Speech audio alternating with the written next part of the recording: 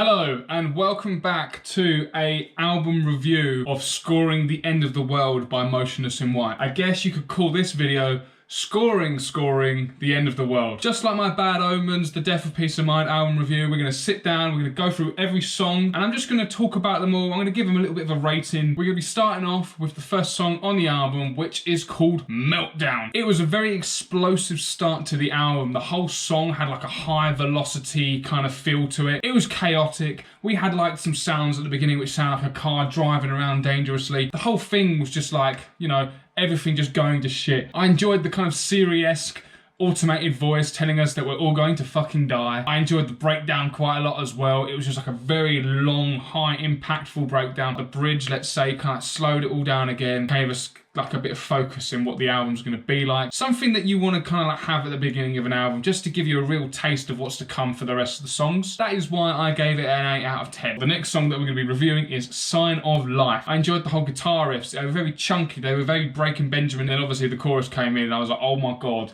this sounds so good to what Breaking Benjamin do. And the fact that my other favourite band is being influenced by them is amazing. The breakdown, very short, unlike Meltdown, but it still just hit really well, where it was just saying, bare your soul. It really just kind of put everything that we'd already just listened to into just 3 words, and it was like, oh yeah, I'm feeling it.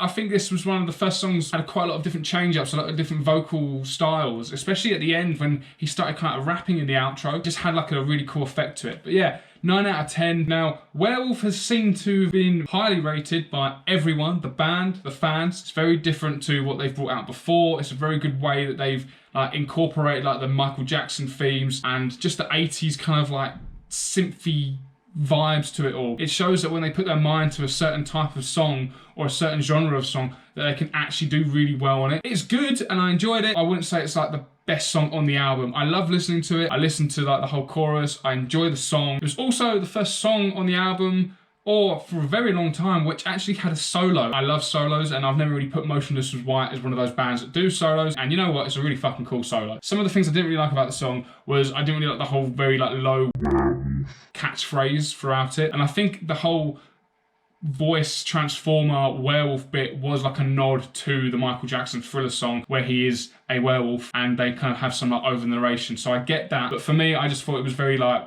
weird to have in there, a bit gimmicky. Basically put that as an 8 out of 10. Now something that is quite cool with this album is they have a lot of songs that connect. When I started listening to Porcelain, instantly I thought of, well, this sounds like it's like a nod to Werewolf, and it turns out they both are connected together. Porcelain is my favourite out of the two. I absolutely love Porcelain. I just love the whole softness to it, the emotion to it. I love the hook to it as well. Like I'm constantly singing it. It also shows off a lot of Chris's vocal range. So for that, I've put like a 9 out of 10. It's such an emotional song. And it seems like when it comes to Motionless in White, I enjoy the emotional songs, even though they're called Motionless.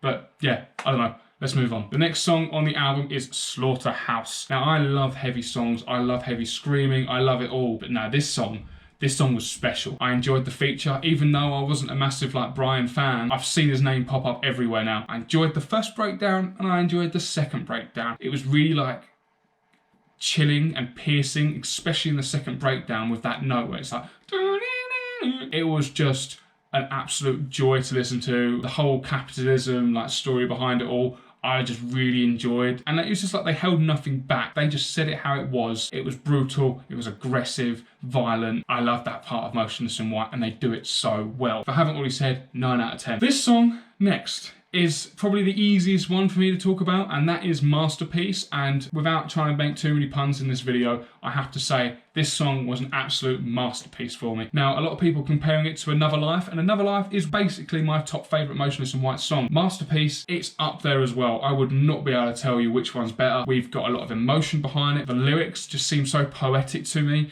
The chorus is just so poetic to me. It's just one of those songs you just want to kind of like give your all to like sing to. Music video was really good as well, and I enjoyed the slow build up to the end where like we've got the breakdown, we've got the heavier elements in the song as well. I just feel like the whole song was perfectly balanced and it was just perfectly made. That's why it's a 10 out of 10 for me. Cause of Death is a song linked to Sign of Life, which you only really understand until you get to the end when they quote Sign of Life. This was probably one of the smartest songs on the album for me. At least I felt smart when I kind of understood what was going on. Two different different sides of the same person singing back to each other or screaming back to each other. You got the chorus, which made it known that, like, you know, twin casket full, lower you down, and then the next chorus, you lower me down. One verse was for one verse was for the other, and then the final verse was very like reconciliation, bringing the two together, seeing if they can be at peace, realizing that, you know, they can't live without each other. I just thought it was really clever, and it kind of told a different story to other like Motionless in White songs that we've had in the past. Like Porcelain, he showed off his vocal range here, and I mean, before the album came out, we'd known that Chris had been actually taking singing lessons. This is another one of those songs which really shows that he's been taking singing lessons. Put this as an 8 out of 10. This song here, We Become the Night, I liked it, but I feel like out of all of the other songs on this album, it was probably the one which didn't have as many layers to it. It seemed very kind of like same level, didn't really change too much. I think maybe it's going to be a little bit more of like one of the live songs. Having that the whole concert kind of like scream We Become the Night at you is going to be something really cool. Compared to the other songs on the album, it didn't really do much for me. Great song, nothing wrong with it, but compared to the others, I would say it's probably the weakest on the album. Burned at Both Ends 2. Now with this song, I tried so hard to try and find similarities between Burned at Both Ends 1 and Burned at Both Ends 2. I didn't really find many at all, apart from when the breakdown was coming in and Chris basically said burnt once more. It was the only kind of recognition that we got that it was a 2 and not its own song on its own. The song Burned at Both Ends 2, comparing it to number 1, I actually enjoyed it a lot more. I feel like the structure of the song was a lot better. I felt like the flow was a lot better. The guitar riff was really good in this. That's the best guitar riff on the album by far. I enjoyed the choruses, I enjoyed the verses, I enjoyed the breakdown, I enjoyed all of it. I enjoyed the message, the meaning, the emotion. It was raw. 9 out of 10 for this song. Corpse Nation, Broadcasting from Beyond the Grave. I like that it kind of has like a TV show feel to it. We listened to number 1,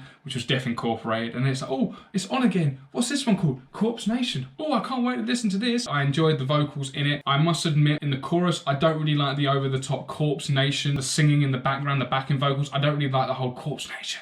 Corpse Nation. I just find it a little bit gimmicky. Didn't really enjoy that. The rest of the song was really good. It was like a very fast-paced song. Like, it didn't slow down at all. It showed something different. Even if the chorus didn't really stand out so much to the verses, it wasn't just the same formula of song that they constantly always do. There is literally no bad song on this album at all. But when you're trying to compare the two and rate them all, it's really tight margins. So I've just done it as an 8 out of 10. Now, Cyber Hex, I felt like really showed off what Motionless in White were all about. It had the synths, it had the blares, it had the heavy screaming, it had the soft vocals. He like changed his voice like 5 times throughout the song. It just showed the absolute range of it all, the diversity of what Motionless in White are. I enjoyed once again the Siri kind of automated voices. I really enjoyed the breakdown, and I really enjoyed the outro as well when he just screams annihilate right at the end. Like, that just was such a good hype for the album. It's still a very strong song on the album, so I'm gonna give that a 9. The last song that I've actually done a recording of, which is Red, White and Blue, featuring Caleb from Beartooth. His featuring on the song was really well received for me. I enjoyed how he kind of counted himself in, took the song as his own. 2 of my artists that I like love and admire so much have come onto a song. It hasn't happened for a very long time for me. The fact that they've both done that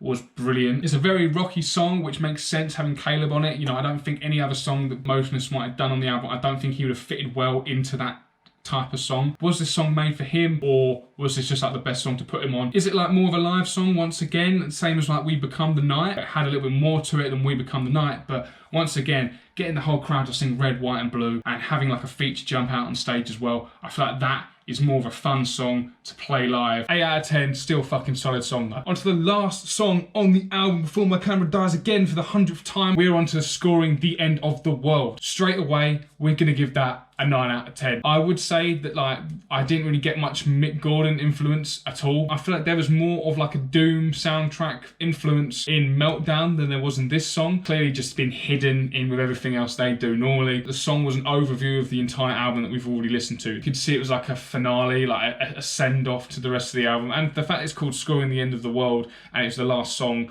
I think it really did like close the album in like a really good way. It also had featuring another member of the band singing, I believe, near the end. Corpse Nation, there was someone else singing. They've obviously had in the past with like Time Bomb that they've had other singers. It just shows the maturity and the evolution of the band. And they all have great voices as well, so it makes sense to do it. Overview of the whole album done. There was nothing under 5 out of 10. There was nothing a 6 out of 10. There was one, I think, 7 out of 10. Added up all the scores from all of the songs. It comes to 111 out of 130 points. Do all of the maths behind it all, and it works out to be 85 out of 100. We're gonna say 9 out of 10 album. I think that's fair to say. Every single song on this album was strong. There was nothing wrong with this album. I fucking love it. So why is it not a 10 out of 10, huh? Because they're never gonna be a 10 out of 10 album. I think 9 out of 10 is the best it can possibly be. Let me know what you thought about my individual ratings. Let me know what you thought about the album as a whole. When it comes into context to the other albums that Motionless and White have done, I've got the Disguise album as like this like holy grail to me. It was my favourite Motionless and White album before this one came out.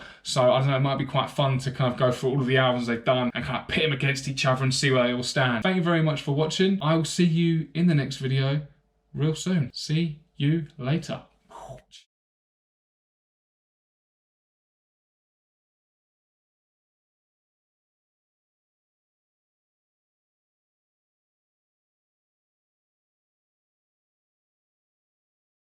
Well with Motionless White, it works really well with what emotion. I keep calling them Emotionless.